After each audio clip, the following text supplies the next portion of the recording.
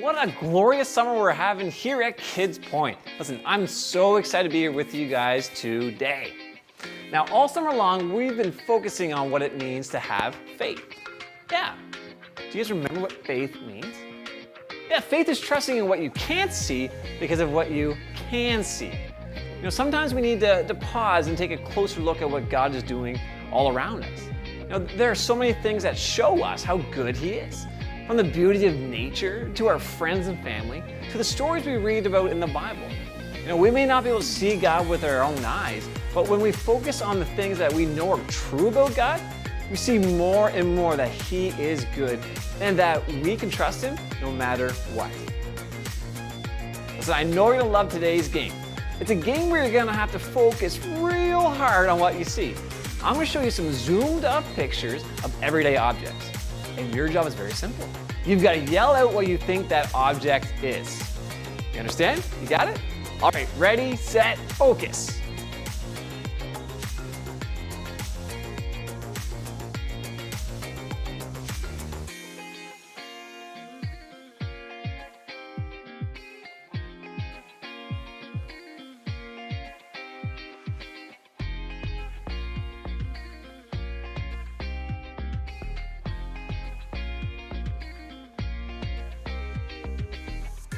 Great job, guys. How'd you make out? Did you know what each of those objects were, or did you have some trouble? Well, listen, it's time for us to sing our theme song this month, so what I want you to do is very simple. Get up on your feet because it's time to sing. Listen, I love that we can live out our faith every single day. You know, as we worship God, we celebrate who He is and all that He's doing in our lives. So let's sing about living His love every single day.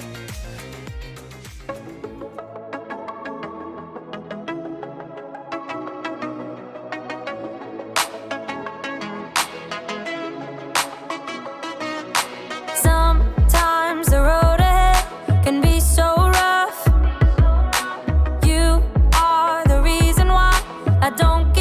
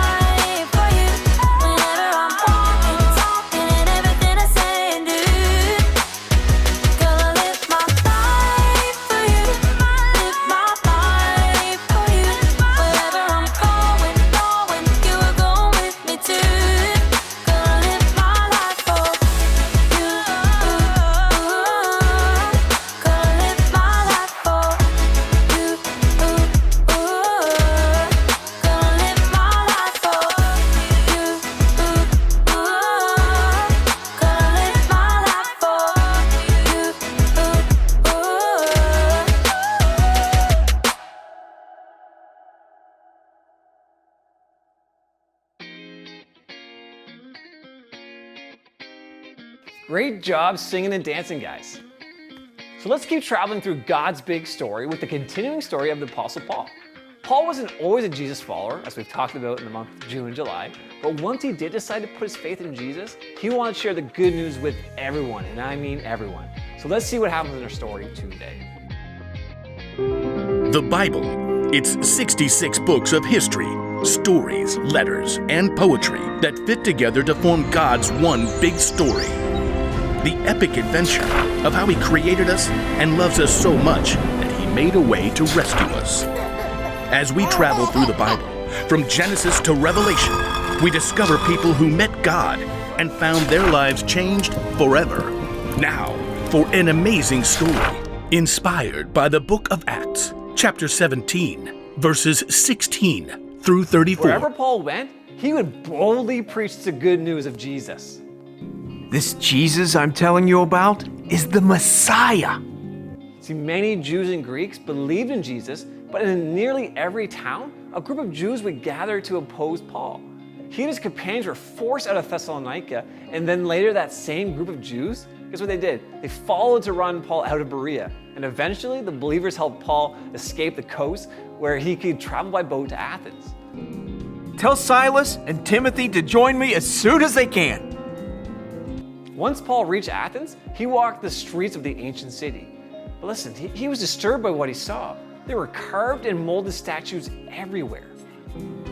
Statues of their gods. The people really believe false gods can help them. In fact, the Athenians believed in around 30,000 false gods. Yeah, they believed these gods were in charge of everything from sports to sleep to doors and even cleanliness. A god of grapes. Okay. While Paul waited for his friends, he visited the Jewish synagogue to tell Jews and Greeks alike about Jesus and in the marketplace. He spoke to anybody who would listen to him. You have to hear about Jesus. He was killed, but he came back to life. Paul's words stirred up a group of Athenian thinkers. These men felt that they could achieve perfection through knowledge and wisdom. Can you explain what this fellow is chattering about? He seems to be telling us about gods we've never heard of. We shall take this Paul to a meeting of the Areopagus. There, we shall reason it out. Set higher on an outcropping of rock, the Areopagus was the high court of Athens. And from this viewpoint, Paul could see all of the Athens spread up below him, closer at hand. The gathered Epicureans and Stoics studied Paul. What is this new teaching you're giving us? You have some strange ideas we've never heard before. We would like to know what they mean. Paul took a deep breath. These people treated new ideas like a plaything, so he wanted to connect the story of Jesus with something they already knew. People of Athens, I see that you are very religious in every way. We are aware of this. Please proceed. Paul recalled a small carved altar he had discovered while exploring the city. As I walked around, I looked carefully at the things you worship. I even found an altar with "To an Unknown God" written on it. Now, I'm going to tell you about this unknown God. Paul explained to them that the true God created the entire world and everything in it. Everything. He created each individual person with a purpose and an adventure to live, just like you and me. He did it so that people would seek Him and find Him, even though He is not far from any of us. Preposterous. Continue. But Paul knew that these Athenians might listen to the words of their own writers. That might actually reflect something of who God is. In Him we live and move and exist. As some of your own poets have also said, we are His children. An interesting point. Paul told them that the people are God's children. God is alive and real, not some carved statue or molded from gold. And now by sending Jesus, God was telling everyone everywhere to turn away from the bad things they've done, turn away from their sin, and to follow Him. God has proved this to everyone by raising Jesus from the dead.